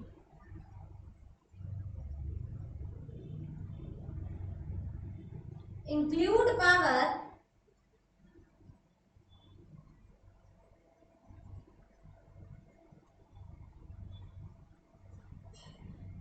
टू सस्पेंड और डिसमिस। सिंपल सी बात है भाई, जो तुम्हें अपॉइंट कर रहा है वो तुम्हें धक्के मार के बाहर भी तो निकाल सकता है। जिस बॉस ने तुम्हें अपॉइंट किया और तुमने काम ढंग से नहीं करके दिया तो वो क्या करेगा, लात मार के बाहर भी तो निकाल सकता है। क्यों? क्योंकि उसके पास अपॉइंटमेंट की पावर है, तुम्हें रखने की पावर है, तो तुम्हें निकालने की पावर भी है। तुम ये नहीं कह सकते अरे नहीं नहीं सर आपके पास तो सिर्फ अपॉइंट करने की पावर है, आपके पास मुझे निकालने की पावर नहीं है। नहीं भाई, जो अथॉरिटी आपको अपॉइंट करेगी वही अथॉरिटी आपको निकाल भी सकती है। जैसे सपोज करो अगर किसी कोर्ट ने कोई लिक्विडेटर अपॉइंट किया तो क्या कोर्ट उस लिक्विडेटर को हटा नहीं सकता? हटा सकते हैं? नहीं हटा सकता। फटाफट मुझे चैट बॉक्स में लिखो, बताओ फटाफट। हाँ जी, अगर कोर्ट ने किसी लिक्विडेटर को अपॉइंट किया है तो क्या कोर्ट उस लिक्विडेटर को हटा सकता है? यस और नो? फटाफट फटाफट फटाफट। सोनू, अर्जुन, हाँ जी बाकी बच्चे, अच्छी, नेहा, आकांक्षा, आरुषि, हाँ जी सबका आंसर ऐसा है। अरे इनके अलावा भी कोई आंसर कर दो भाई, थोड़े से उंगलियों को कष्ट दे दो, थोड़े से हाथों को कष्ट दे दो कि हाँ भी समझ में आ गया। हर्ष, यस, ओके। धक्का मारना पड़ता तुम्हें, हाँ फिर चलते हो तुम आगे। तो छोटा सा सेक्शन है, रीड कर लेते हैं। सेक्शन 16 देखो। The authority having for the time being power to make the appointment shall also have the power to suspend or dismiss any person appointed, whether by itself or any other authority in exercise of that power. हाँ जी, ये बात सबको समझ में आ गई। तो जिसके पास appoint करने की पावर है उसके पास उसे हटाने की भी पावर है। छोटा सा ही सेक्शन है। चलो नेक्स्ट आते हैं सेक्शन 17, सब्स्टिट्यूशन ऑफ फंक्शन। हाँ ये थोड़ा सा समझ लो, सब्स्टिट्यूशन ऑफ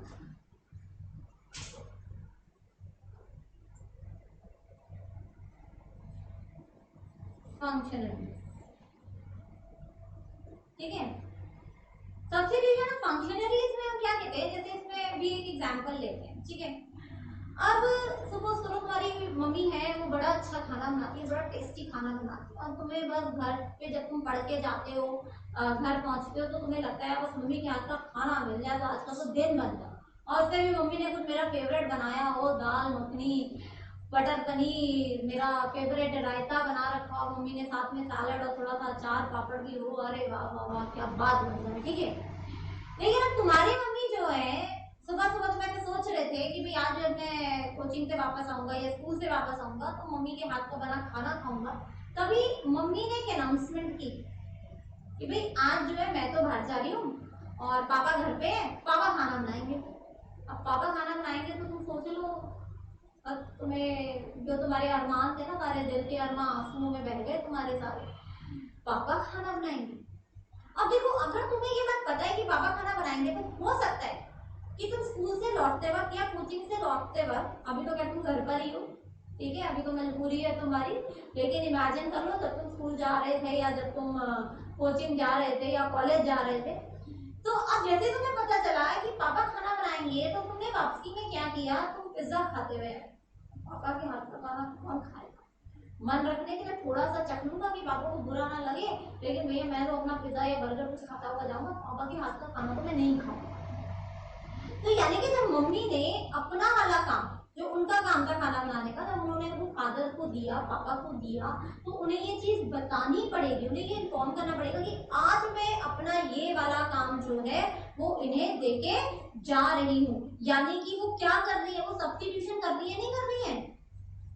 आज अपनी एक फंक्शन को, अपने एक काम को वो किसी को और को देके जा रही है, तो ये बात सबको इन्फॉर्म्ड होनी चाहिए कि भाई आज ये बंदा काम नहीं करेगा, आज ये वाला बंदा क्या करेगा, आज ये वाला बंदा काम करेगा, और ये इंफॉर्मेशन सबको देनी होती है। आप बिना इन्फॉर्म करे ये चीज नहीं कर सकते हो, ठीक है। जैसे सपोज करो अगर आपकी जनरल मीटिंग है, जनरल मीटिंग में मिनट्स याद है ना सबको, कौन साइन करता था मिनट्स, जरा मुझे बता दो, मिनट्स की साइनिंग कौन करता था, फटाफट चैट बॉक्स में लिख के बताओ।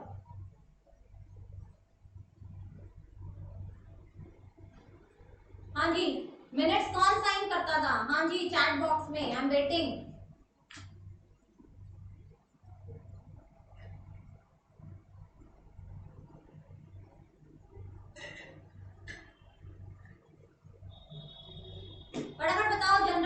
में ये जो भी मिनट्स होते थे वो कौन साइन करता था? मिनट्स पढ़ा है आपने सबने? आशी, आशी का आंसर आया मेरे पास। हाँ जी, बाकी बच्चे भाई लोग मेहरबानी करके पढ़ लो सारे। सारे का बहुत अच्छा टाइम है, डाइवर्जेंस है नहीं, डिस्ट्रैक्शन है नहीं, चाह के भी फ्रेंड्स के साथ पार्टी मना नहीं सकते, बाहर मूवी देखने जा नहीं सकते, घर में ही हो। घर में सबसे अच्छा सदुपयोग समय का यही है, पढ़ लो। फिर मेरे पास एक ज्योति का आंसर आया, चेयरमैन, वेरी गुड। दो ही बच्चों ने आंसर किया, वेरी डिसहार्टनिंग। पढ़ लो प्लीज। हाँ जी, और किसी का आंसर आया? किसी का नहीं आया, कुछ ही बच्चों के आंसर आए मेरे पास। तो चेयरमैन साइन करता है, बट अगर सपोज करो किसी कारण से ये साइनिंग जो कि कौन करता था? चेयरमैन।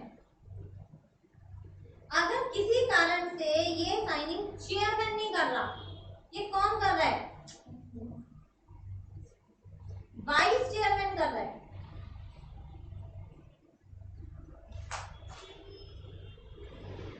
तो वाइस चेयरमैन ये लिखेगा that I am signing on behalf of chairman.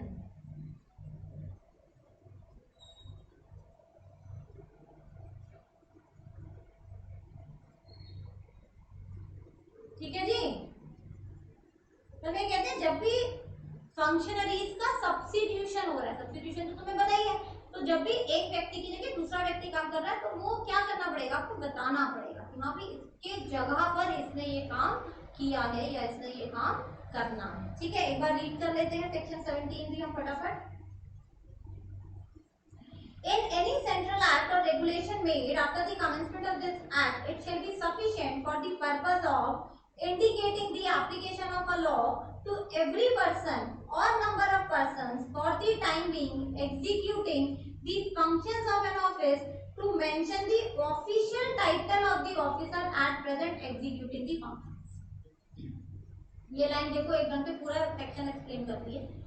ये लाइन क्या कह रही है कि भैया जैसे ही वाइस चेयरमैन ने साइन किए तो उसको ये बताना पड़ेगा कि ये फंक्शन जो है मैं किसके बिहाफ पे कर रहा हूँ? चेयरमैन, जो कि अभी हमारा प्रेजेंट चेयरमैन है, उसके बिहाफ पे मैं ये काम कर रहा हूँ, उस ऑफिसर के बिहाफ पे मैं ये काम कर रहा हूँ। और that of the officer by whom the functions are commonly executed, या जनरली जो भी उस काम को करता है मैं उसके बिहाफ पे ये काम कर रहा हूँ।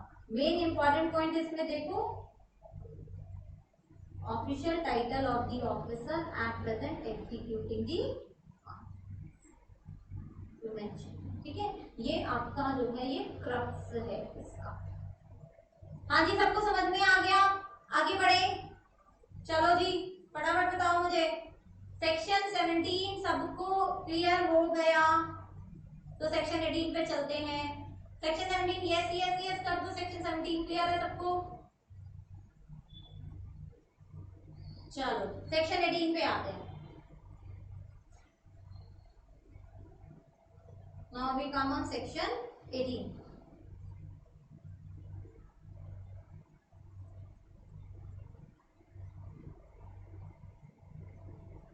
सेक्शन 18 देखो क्या कहता है, सक्सेसर्स की बात करता है।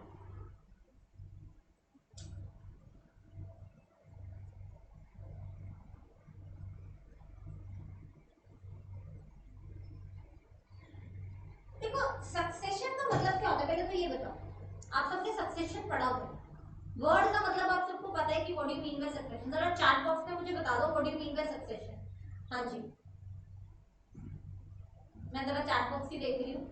What do you mean by succession, जरा मुझे बताओ।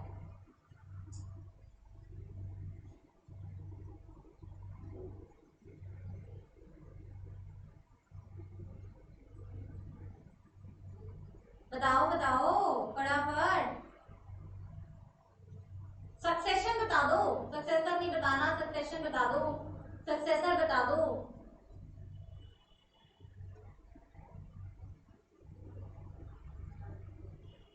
हरीश, हरीश तुम कर लो अपना काम और देखते रहना। हाँ जी फटाफट कोई बोलो, सक्सेशन का मतलब, सक्सेसर का मतलब।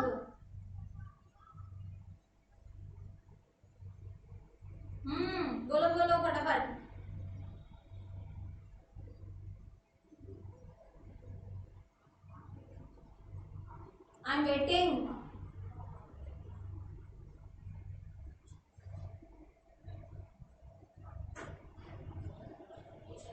आपने पढ़ा है शेयर कैपिटल में, भूल गए हो तुम सब कुछ।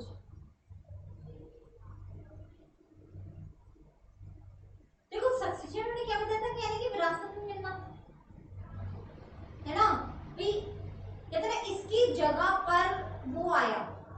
देखो अभी तक हम जो सेक्शन पढ़ रहे थे ना, आप कुछ टाइम के लिए बाहर गए हो या आपने अपनी अथॉरिटी किसी को डेलीगेट किया, वो चीजें पढ़ रहे थे, ठीक है। लेकिन जो प्रेजेंट बंदा है वो जिंदा है, ठीक है ना। लेकिन सक्सेसर में हम ये कहते हैं कि एक बंदा चला गया, मतलब ये नहीं है कि मर ही गया, लेकिन मतलब अब वो काम नहीं कर सकता, ठीक है। चाहे वो आप किसी भी रीजन से कह लो, मतलब अब वो पर्सन उस चीज को संभाल नहीं सकता, उस पोस्ट को संभाल नहीं सकता, ठीक है। तो उसके पीछे जो संभालने आएगा वो क्या हो गया, उसका सक्सेसर हो गया। ये बात समझ में आती है, ठीक है। यानी कि जैसे कहते हैं ना भाई, बाप की गद्दी किसको मिलती है, बेटे को मिलती है ना। जनरल अगर मैं क्लेमैन की भाषा में बात करूँ तो बेटा क्या है, बाप का सक्सेसर है ना। भाई बाप की तबीयत खराब हो गई, फादर की तबीयत खराब हो गई, अब वो तो बिजनेस संभाल नहीं सकते, तो बेटे ने क्या कर लिया, सारा बिजनेस संभाल लिया, तो बेटा क्या हो गया, सक्सेसर हो गया। तो इसी ढंग से हम ये कहते हैं कि जब कोई भी पोस्ट है अगर और उस पोस्ट पे अब जो भी बंदा काम करता था, अब अगर उसकी जगह कोई और आ रहा है तो उसका क्या हो गया, सक्सेसर हो गया।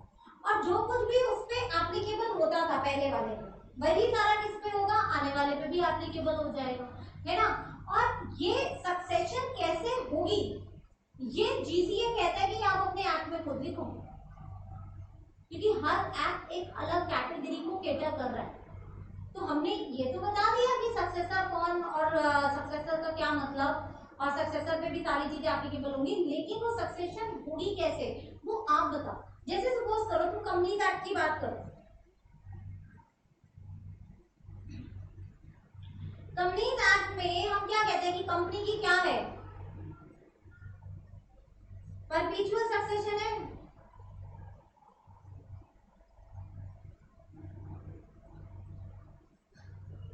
ठीक है ना। अरे परपीचुअल सक्सेशन में हम क्या कहते हैं कि अगर सारे मेंबर्स भी मर जाते हैं, तो ऑल मेंबर्स जाए, तब भी कंपनी चलती रहेगी। और कैसे चलेगी कि ये जो मरे उनके शेयर्स किनके पास आ जाएंगे, उनके नॉमिनी के पास। ट्रांसमिशन पढ़ा था शेयर कैपिटल में बकायदा, है ना, पढ़ा था ना ट्रांसमिशन की, भी किसी की डेथ हो जाती है तो शेयर्स क्या हो जाते हैं, ट्रांसमिट हो जाते हैं, ये पढ़ा था हमने यहाँ पे। तो जीसीए कहता है कि भाई हमने ये तो बोल दिया कि ये सक्सेशन है और ये सक्सेसर है इस तरीके से, लेकिन उसका जो मेथड होगा ना सक्सेशन का, वो आप अपने एक्ट में खुद क्या करो, डिफाइन करो। जैसे कंपनीज एक्ट ने खुद डिफाइन किया कि वो सक्सेशन कैसे होगी, कि भाई आप नॉमिनी बनाओगे, ठीक है, नॉमिनी के पास शेयर्स जाएंगे, ट्रांसमिशन होगा, जिस नॉमिनी के पास गए हैं उसके पास ऑप्शन है कि वो शेयर्स खरीदे या फिर वो शेयर्स खरीदे कह रहे, या तो वो शेयर अपने पास रख के मेंबर बन जाए या फिर उसको क्या कर दे, ट्रांसफर कर दे। तो ये सारे प्रोसीजर्स कहाँ बताए हैं, ये कंपनीज एक्ट में बताए हैं, ठीक है। तो जीसीए तो आपको सिर्फ सक्सेसर की बात कर रहा है कि हाँ भाई ऐसे होगा, सक्सेसर आ सकते हैं, सक्सेसर आएंगे, लेकिन प्रोसीजर आप अपने एक्ट में खुद लिखो। तो सेक्शन 18 को भी एक बार रीड कर लेते हैं हम। सेक्शन 18 देखो,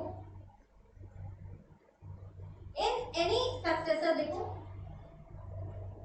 in any central act or regulation made after the commencement of this act, it shall be sufficient for the purpose of indicating the relation of a law to the successors of any functionaries or of corporation having perpetual succession to express its relation to the functionaries or corporation। यानी कि ये आपको खुद बताना पड़ेगा कि ये successor का रिलेशन बनेगा कैसे, ठीक है। तो ये कंपनीज एक्ट देखो बताता है अपने आप, तो ये वर्ड इसमें क्या है, बड़ा आपका इम्पोर्टेंट है। हाँ जी, ये बात समझ में आती है। अच्छा, सेक्शन 18 क्लियर है, आगे चले, फटाफट यस कर दो मुझे।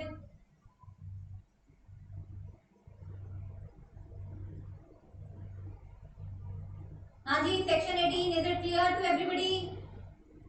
Arjun yes, Harsh yes, Aashi yes, Arushi yes, Vishal yes, हाँ जी। और बच्चे Sonu yes, Akanksha yes. Okay okay okay, चलो जी आगे चलते हैं। अब 18 के बाद क्या आता है, फटाफट बोलो। 19 क्या आता है, 19। तो अब कौन सा सेक्शन करेंगे आप, 19, 19, 19। चलो जी सेक्शन 19 पे आते हैं।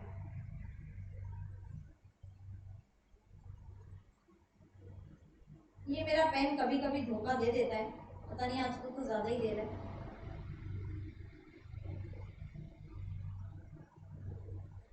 सेक्शन 19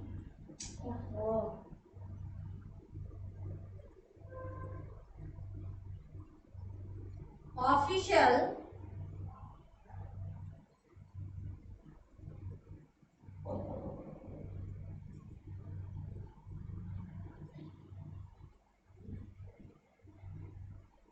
chiefs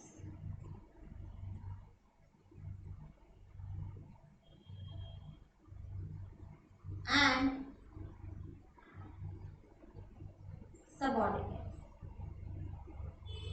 ठीक है। अच्छा मैं एक चीज बताओ, जैसे सपोज करो तुम्हारे घर में एक छोटा भाई या बहन है, अभी बहुत छोटा है, जस्ट 4 मंथ्स या 5 मंथ्स, ठीक है। अब तुम्हारी मम्मी जब उसकी टेक केयर करती होंगी तो भाई उसको अच्छे से देखती भी होंगी, उसका डायपर भी बदलती होंगी, उसको हर 2-2 घंटे में जो है वो जो बॉटल मिल्क है या जो भी चीज है वो दिया जाता होगा, ठीक है। उसके आसपास मम्मा आपके तकिए भी लगा देती होंगी कि भाई ताकि वो गिर ना जाए इधर उधर, क्योंकि वो बहुत अभी छोटा है, 4-5 मंथ्स या 6-7 मंथ्स का ही है अभी, ठीक है।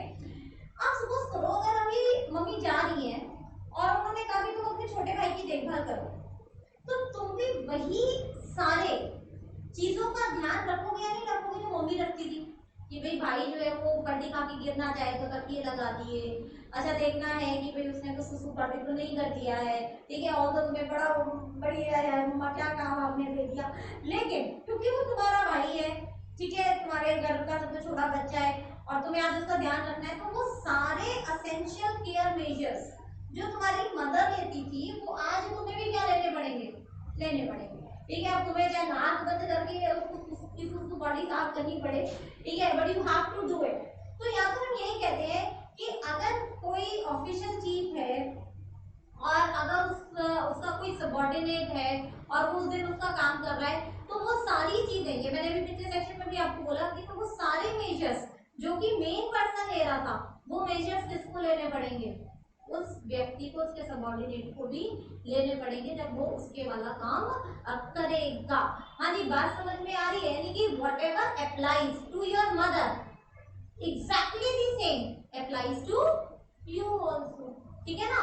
भाई अगर रोएगा तो उसको फिर वो टॉयज दिखा दिखा के उसको चुप भी कराना है, क्योंकि मम्मा उसको ऐसे चुप कराती थी, तो आपको भी क्या करना है, आपको भी वैसे ही चुप कराना है उसको, ठीक है। अगर वो फिर भी ना माने तो फिर मम्मा उसको बालकनी में लेके घूमती थी, तो आपको भी क्या करना है, उसको बालकनी में ले जाके घूमना है। तो whatever exactly your mother was doing that you have to do to take care of your little brother, ठीक है। तो बात समझ में आ रही है। तो यही चीज हम यहाँ पे बोलते हैं कि सबॉर्डिनेट्स पे भी क्या हो जाएगी, सेम चीज एप्लीकेबल हो जाएगी। हाँ जी, यानी कि whatever applies to superiors, जब सबॉर्डिनेट्स वो काम करेंगे तो सबॉर्डिनेट पे भी वो एप्लीकेबल हो जाएगी। तुम्हारी मम्मी क्या सुपीरियर और तुम क्या होंगे, सबॉर्डिनेट, ठीक है। तो whatever applies to superior for that particular function that is applicable to subordinate.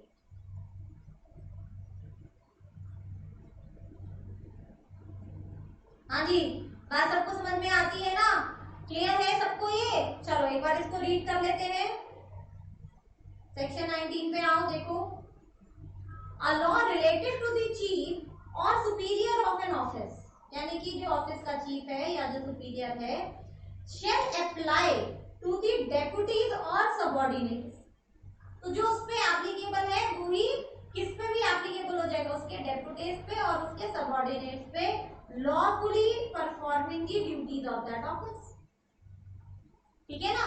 जैसे मैं आज अगर जा रही हूँ और मैं तुम्हें अपॉइंट कर गई हूँ अपनी जगह पर, तो तुम्हें आज मेरे वाले सारे काम करने हैं, ठीक है, लेकिन मेरे ऊपर उन कामों को करते वक्त जो रिस्पॉन्सिबिलिटीज होती थी, मुझे जो जो चीजें चेक करनी होती थी, वो सारी तुम्हें भी करनी पड़ेगी, performing the duties of that office in the place of that superior. ये इसमें बड़ी इंपॉर्टेंट लाइन है। Chief of superior of an office shall apply to the deputies or subordinates lawfully performing the duties of that office in place of their superior to prescribe the duty of the superior. This section applies to all the 12 central acts made after the 3rd day of January 1868 and to all the regulations made after 14th day of January 1881. हाँ जी, ये बात समझ में आ गई। Section 19 सबको clear है तो फटाफट यस कर दो। I'm looking at the chat box.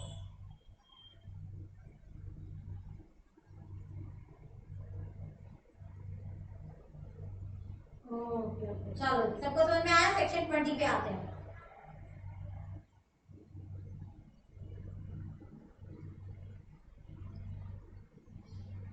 Section 20 देखो, construction of orders etc. issued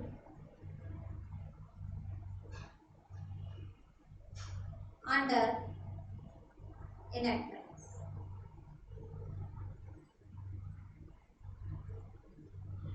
ये भी छोटी सी चीज है, ये भी तुम्हें पता है, तुम ऑटोमेटिकली हमेशा ऐसे ही करते आते हो।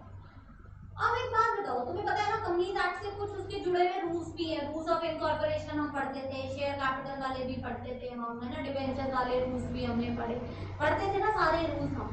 तो मुझे बताओ, मेरे कंपनीज एक्ट का जो कंपनी की डेफिनेशन है, डिफाइन है ना कंपनी, कौन सा सेक्शन है, जरा फटाफट लिख के बता दो, जरा देखते हैं कितने डंडे हो तुम। हाँ जी बताओ, फटाफट बताओ, कंपनी की डेफिनेशन कौन से सेक्शन में? बोलो, ये मैंने लास्ट क्लास में पूछी थी, अब तो बता दो। हाँ जी आ गया, चलो इसके तो आंसर आए मेरे पास फटाफट। हाँ जी, सेक्शन 2 क्लॉज 20 में है। तो हम ये कहते हैं जो डेफिनेशन कंपनीज एक्ट में कंपनी की है ना, तो रूल्स में अलग से कंपनी को डिफाइन करने की जरूरत नहीं है। तो कंपनी की जो डेफिनेशन एक्ट में है वही उसके रूल्स में भी क्या हो जाएगी, अप्लाई हो जाएगी। रूल्स में अलग से डेफिनेशंस नहीं देने की जरूरत है। आप रूल्स में देखो, रूल्स में डेफिनेशन नहीं होती है अनलेस एंड अनटिल कोई पर्टिकुलर टर्म ऐसी है जो सिर्फ रूल्स में ही लिखी हुई है, एक्ट में नहीं लिखी हुई, एक्ट में डिफाइन नहीं है, तो उस टर्म की एक्सप्लेनेशन रूल्स में दी जाती है। लेकिन एक्ट वाली ही सारी डेफिनेशंस किस पे अप्लाई हो जाती है, रूल्स पे भी हो जाती है। उसके लिए हमें अलग से लिखने की जरूरत नहीं है। कंपनीज एक्ट है तो कंपनीज एक्ट के रूल्स भी वही डेफिनेशंस क्या करेंगे, फॉलो करेंगे। प्रोविडेंट फंड है, प्रोविडेंट फंड के रूल्स है, तो वो रूल्स किसकी डेफिनेशन को फॉलो करेंगे, प्रोविडेंट फंड के डेफिनेशंस को फॉलो करेंगे। तो छोटी सी चीज है, यानी कि जैसे कि कंपनीज एक्ट 2013 है, इसके रूल्स हैं, और अगर यहां पर कंपनी की डेफिनेशन दी हुई है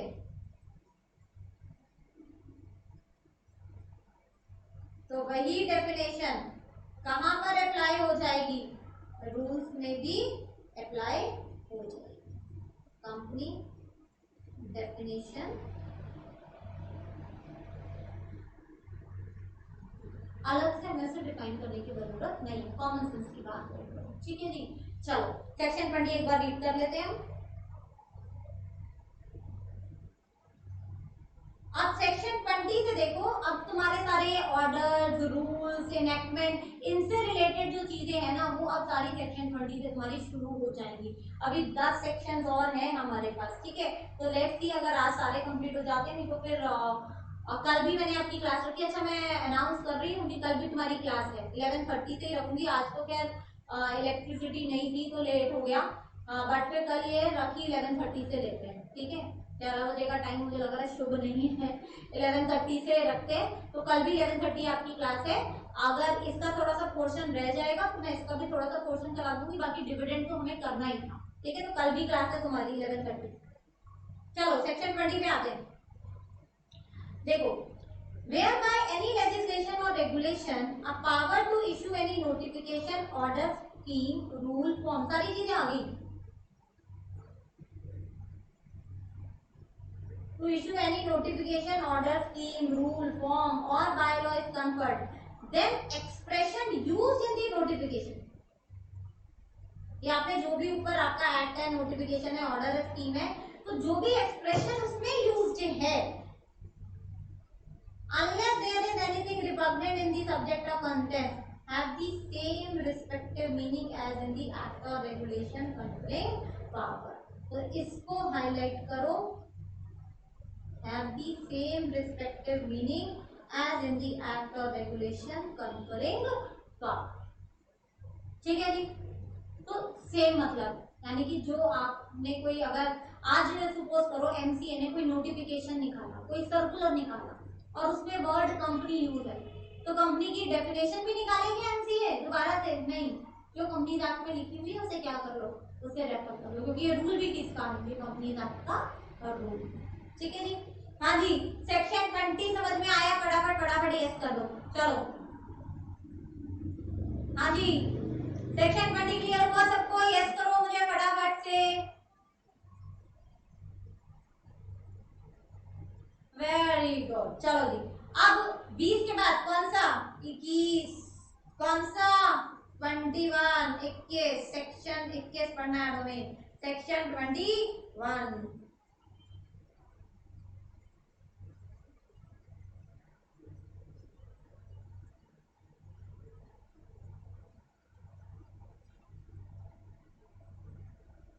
power to issue,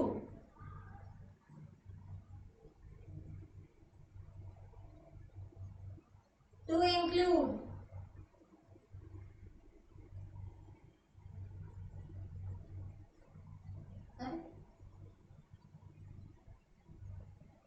power to issue, to include power to add, to amend, vary,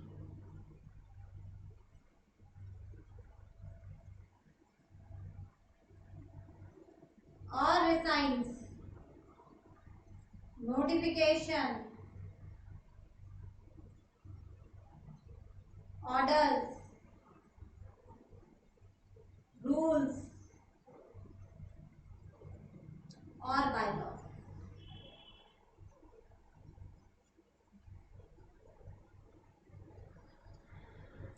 ये भी बड़ी कॉमन सी है, देखो हेडिंग देख के ना थोड़ा सा डर लग रहा होगा, इतनी बड़ी तो हेडिंग ही है सेक्शन की, लेकिन हेडिंग नहीं देखा जाए तो अपने आप को सब कुछ बता दिए। हेडिंग पढ़ के तुम्हें समझ में आ जाएगा कि भैया जिससे जो रूल और ऑर्डर नोटिफिकेशन बनाया है वही उसको क्या कर सकता है, अमेंड भी कर सकता है।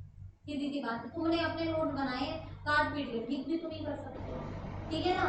तो जिसने जो काम किया है वही उसको क्या कर सकता है, अमेंड भी कर सकता है। अब अगर आज एमसीए कोई नोटिफिकेशन लेकर आया, एमसीए आज कोई रूल लेकर आया, तो अगर उस नोटिफिकेशन में, उस ऑर्डर में, उस रूल में अगर कोई चेंज करना है तो वो भी कौन करेगा?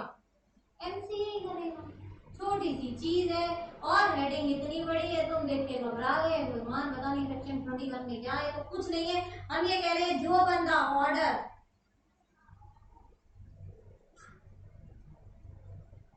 रूल, थोड़ा पेन मेरा दगा दे जाता है बार बार, नोटिफिकेशन लेकर आ रहा है, बना रहा है, वही उसको क्या करेगा, अमेंड भी करेगा। Same authority. अगर मैंने कहा एमसीए जो है कोई रूल, ऑर्डर, नोटिफिकेशन लेकर आई है तो उसमें अमेंडमेंट भी कौन लेकर आएगा? एमसीए लेकर आएगी। एमसीए तो समझते हो ना, मिनिस्ट्री ऑफ कॉर्पोरेट अफेयर्स, है ना? तो एमसीए क्या करेगी, उसको अमेंड भी करेगी। छोटी सी चीज है भैया, जिसने जो बनाया अपने काम में बदलाव भी वही अथॉरिटी करेगी, कोई दूसरी अथॉरिटी नहीं करेगी। अगर आज एक डिपार्टमेंट ने कोई काम किया है तो उस काम को रिव्यू भी कौन कर रहा है, वो डिपार्टमेंट कर रहा है। ठीक है, उसमें कुछ वेरिएशन, कुछ चेंजेस उस प्रोजेक्ट में लानी है तो कौन कर रहा है, वो डिपार्टमेंट ही कर रहा है। ठीक है, तो एक बार रीड कर लेते हैं सेक्शन 21 भी। सेक्शन 21 देखो, whereby any legislations or regulations are power to issue notifications, orders, rules or bylaws, यानी कि जिसके पास पावर टू इशू है नोटिफिकेशंस, ऑर्डर्स, रूल्स या बायलॉज को, तो हम ये कहते हैं कि वही उसको क्या कर सकती है, अमेंड, वेरी और resigned any notifications, order, rules और बायलॉज ऑफ इशू। तो सेम अथॉरिटी जो इशू करेगी, ये दो वर्ड बड़े इंपॉर्टेंट है, जो पावर टू इशू जिसके पास है उसी के पास उसे अमेंड करने की, वेरी करने की और डिसाइन करने की भी पावर है। तो ये क्या करो तुम हाईलाइट करो, power to issue and amend, vary or rescind. ठीक है जी।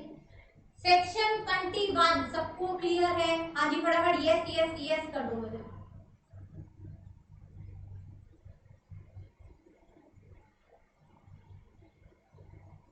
चलो जी ठीक है।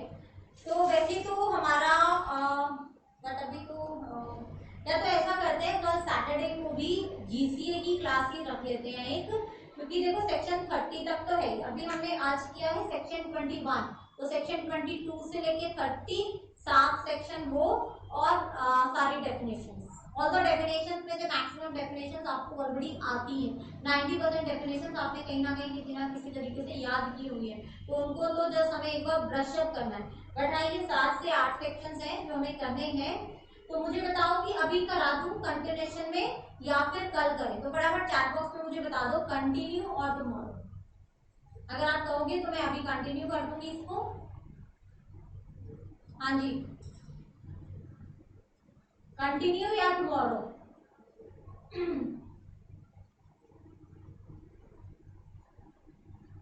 अच्छा जी चलो, तो 1.5 घंटे में बत्ती गुल। हाँ तो ऐसा करते हैं, चलो बाकी की जो सेक्शन है और डेफिनेशन है that we will do in the next class. तो कल 11:30 बजे जीसीए की तुम्हारी आखिरी क्लास है, और जीसीए अगर हमारा आधे घंटे में हो जाता है तो फिर मैं डिविडेंड भी साइड बाय साइड आपका शुरू कर दूंगी। Dividend is the last chapter, ठीक है? डिविडेंड के बाद फिर आपका सिलेबस खत्म हो जाएगा। तो कल मिलते हैं फिर दोबारा से 11:30 बजे, ठीक है?